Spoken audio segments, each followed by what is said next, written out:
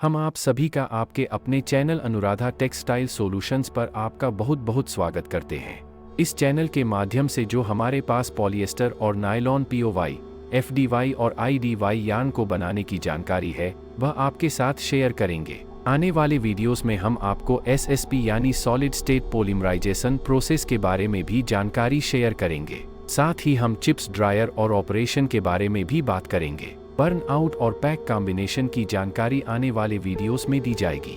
Take up के winding parameters के बारे में आपको जानकारी दी जाएगी। पॉलिएस्टर, नायलॉन 6 और नायलॉन 66 आईडीवाई प्रोसेस के बारे में भी जानकारी शेयर करेंगे। हम अपनी जानकारी को छोटे स्तर से लेकर उच्चतम स्तर तक स्टेप बाय स्टेप लेकर जाएंगे ताकि इस क्षेत्र में काम करने वाले सभी मित्रों को लाभ मिल पाए। आगे बढ़ने से पहले मैं आपको कहना चाहूँगा कि आप इस चैनल को अवश्य सब्सक्राइब कर लें जिससे कि हमारी आगे आने वाले वीडियोस के बारे में आपको नोटिफिकेशंस मिलते रहें। अभी हम ज्यादा ग्राउंड न बनाते हुए सीधे काम की बात पर आते हैं। हमारा आज का टॉपिक है जो कि यार्न इंडस्ट्री का सबसे महत्वपूर्ण हिस्सा जिनके बिना यार्न इंडस्ट्री चल ही नहीं सकती, वह है टेकअप ऑपरेटर और स्पिनिंग ऑपरेटर। आज हम डिस्कस करेंगे कि एक सफल टेकअप ऑपरेटर बनने के लिए हमारे अंदर क्या क्या स्किल होनी चाहिए। अगर आप किसी यार्न के प्लांट में टेकअप ऑपरेटर के पद पर कार्य कर रहे हैं, पीओवाई और एफडीवाई में एक सफल टेकअप ऑपरेटर बनने के लिए आपकी सहायता के लिए यहाँ कुछ पॉइंट्स दिए गए हैं। आप कैसे अपनी शिफ्ट में अच्छे से अच्छा काम कर सकते हैं जिससे आपको आगे बढ़ने का अवसर मिल सके। पहले आपको यह जानना होगा कि एक टेकअप ऑपरेटर को टेकअप के बारे में क्या क्या जानकारी होनी चाहिए। सबसे पहले टेकअप मशीनों को समझें। टेकअप में उपयोग की जाने वाली मशीनों को जानें जिसमें टेकअप मशीनें, स्पूलिंग सिस्टम और कोई भी संबंधित नियंत्रण शामिल हैं। इन मशीनों को चलाने और मशीनों की प्रॉब्लम्स अटेंड करने का तरीका जानना महत्वपूर्ण है। अलग अलग प्लांटों में अलग अलग प्रकार की टेक्नोलॉजी का प्रयोग किया जाता है, परंतु बेसिक प्रोसेस एक ही तरह का ही होता है। प्रक्रियाएं सीखें। पीओवाई और एफडीवाई के प्रोडक्शन की समझ हासिल करें। इसमें यह जानना शामिल है कि यार्न का प्रोडक्शन कैसे किया जाता है, पीओवाई और एफडीवाई के बीच अंतर क्या है।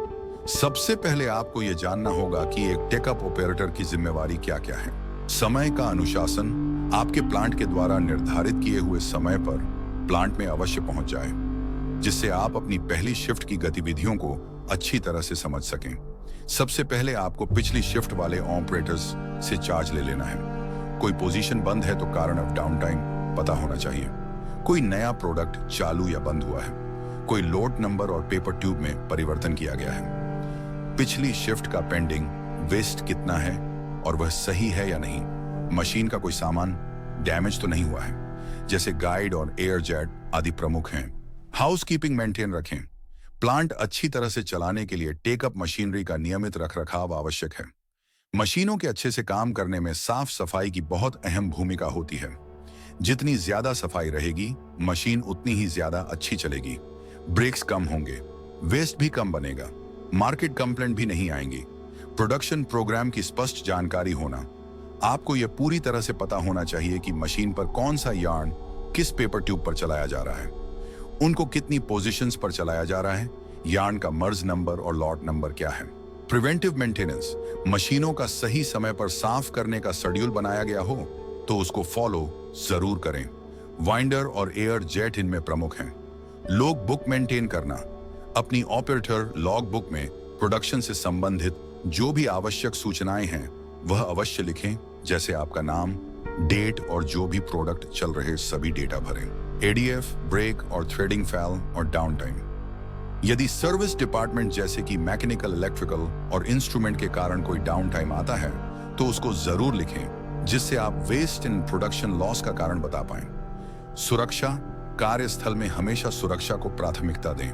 पूरा ध्यान रखें, चलती हुई मशीनों में शरीर का कोई भी अंग न डालें। अपने और अपने सहकर्मियों के लिए सुरक्षित कार्य वातावरण सुनिश्चित करने के लिए सुरक्षा प्रोटोकॉल और दिशा निर्देशों का पालन करें। हमेशा सुरक्षा जूते पहनें। गॉडेट की सफाई करते समय फेस शील्ड का उपयोग करें।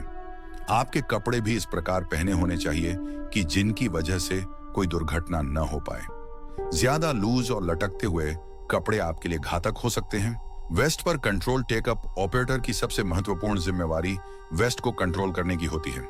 उसके लिए आपको क्या क्या तरीके अपनाने हैं उसको समझना बहुत ही जरूरी है।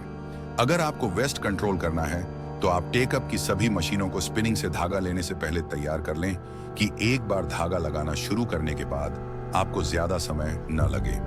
सभी गाइडों को पहले ही चेक कर लें, कहीं कोई गाइड टूटी या खराब हुई तो नहीं है। गोडेट को पहले ही साफ करके रखें। पेपर ट्यूब डेनियर के अनुसार वाइंडर पर लगा लें, उसके बाद ही स्पिनिंग ऑपरेटर से धागा मांगें। वेस्ट कंट्रोल करने के लिए धागा लगाने के समय मेल्ट पंप को कम आरपीएम पर चलाया जाता है, जिसका इंटरलॉक टेकअप में किसी भी गोडेट या वाइंडर के साथ दिया गया होता है। आप उस यंत्र को धागा लगते समय सबसे अंत में चालू करें जब आपका धागा वहां तक पहुंचने वाला हो। यदि आप इस तरीके से धागा लगाते हैं तो आपका कम से कम वेस्ट में धागा लग जाएगा। यार्न क्वालिटी और आइडेंटिटी का पूरा ध्यान दें। धागे की क्वालिटी पर पूरा ध्यान दें। जो भी फिजिकल फॉल्ट्स यार्न पाथ में खराबी के कारण आ सकते हैं उनको कंट्रोल में रखें। साथ ही यह भी ध्यान रखें कि यार्न स्पूल हैंडलिंग की वजह से डैमेज या डर्टी न हो। यार्न स्पूल्स की डिटेल्स के लिए पेपर ट्यूब के अंदर स्टिकर्स लगाए जाते हैं जिससे उनके प्रोडक्शन की डिटेल्स पता रहे। स्टिकर्स लगाते समय सही एंड नंबर और डॉफ टाइम रखना चाहिए। इन बिंदुओं पर ध्यान केंद्रित करके आप अपने कौशल को बढ़ा सकते हैं और पीओवाई और एफडीवाई प्लांट में एक सफल टेकअप ऑपरेटर बन सकते हैं। ये प्रोग्राम आपको कैसा लगा? अगर आपके किसी भी प्रकार के कुछ भी प्रश्न हैं तो आप कमेंट में जरूर लिखें। अगर आपको हमारा प्रोग्राम सही लगा हो तो कृपया लाइक और शेयर अवश्य करें। मिलते हैं आपको अपने अगले वीडियो में। नमस्कार।